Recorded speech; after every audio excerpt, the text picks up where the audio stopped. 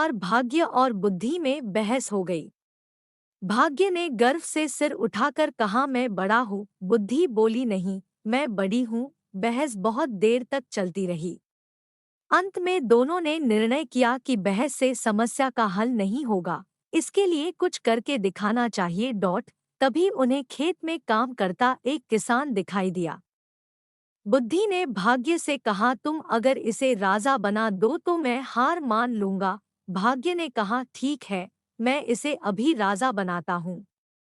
भाग्य किसान के पास पहुंचा तो उसके खेत में खड़े गेहूं की बालें मोतियों से भर गई। किसान ने एक बाल तोड़कर देखी तो उसमें मोती निकले। उसने दूसरी बाल तोड़ी तो उसमें भी मोती निकले। उसने मोती कभी देखे न थे, सोचा ये कंकड़ है। वह सिर पकड़कर बैठ गया और बोला, हे भगवान, यह क्या हो गया? इन कंकड़ों का क्या करूं?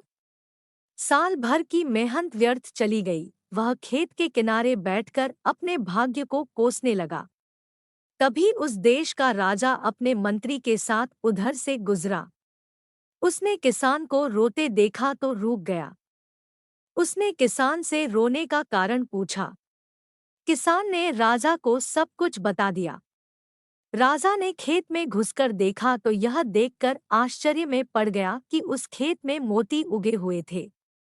राजा ने मंत्री किया एक और बुलाकर कहा, क्यों न हम अपनी राजकुमारी का विवाह इस किसान से कर दें।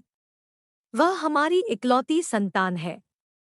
इस भाग्यशाली आदमी के साथ सुखी रहे। मंत्री ने भी राजा की हाँ में हाँ मिलाते हुए कहा, आपका विचार वाम है। अब राजा किसान से बोला, सुनो, तुम यह सारी फसल काटकर राजमहल में पहुंचा दो। इसके बदले में हम तुम्हारा विवाह अपनी पुत्री से कर देंगे और बहुत सा धन भी देंगे। किसान तुरंत तैयार हो गया। इस तरह उसके खेत के सारे मोती राजमहल में पहुंच गए। यह देखकर बुद्धि मुस्कराई तो भाग्य बोली, देखती रहो, यह राजा बनने ही वाला है। राजा ने अपने वचन का पालन किया। उसने निश्चित दिन अपनी पुत्री का विवाह उस किसान से कर दिया। किसान बहुत प्रसन्न था। जब राजकुमारी सजसंवरकर किसान के कमरे में आई तो उसके मन में विचार आया कि कहीं यह चुड़ैल तो नहीं है।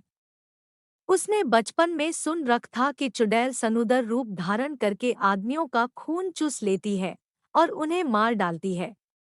चुड़ैल के हाथ पड़ने से अच्छज्ञ है कि मैं यहाँ से भाग जाऊं। यही सोचकर वह कमरे से निकल भागा।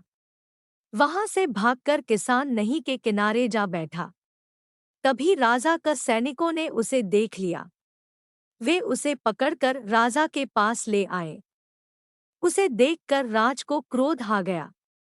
उसने किसान किया कठोर दंड देने का निश्चय किया। बुद्धि ने भाग्य से कहा, देख लिया तुमने, अब इस आदमी को सजा होने जा रही है। बोलो, क्या कहते हो? निराश होकर भाग्य बोला, अगर तुम इस आदमी को बचा लो तो मैं हार मान लूंगा। बुद्धि ने हंसकर कहा, तो ठीक है, अब मेरा कमाल देखो।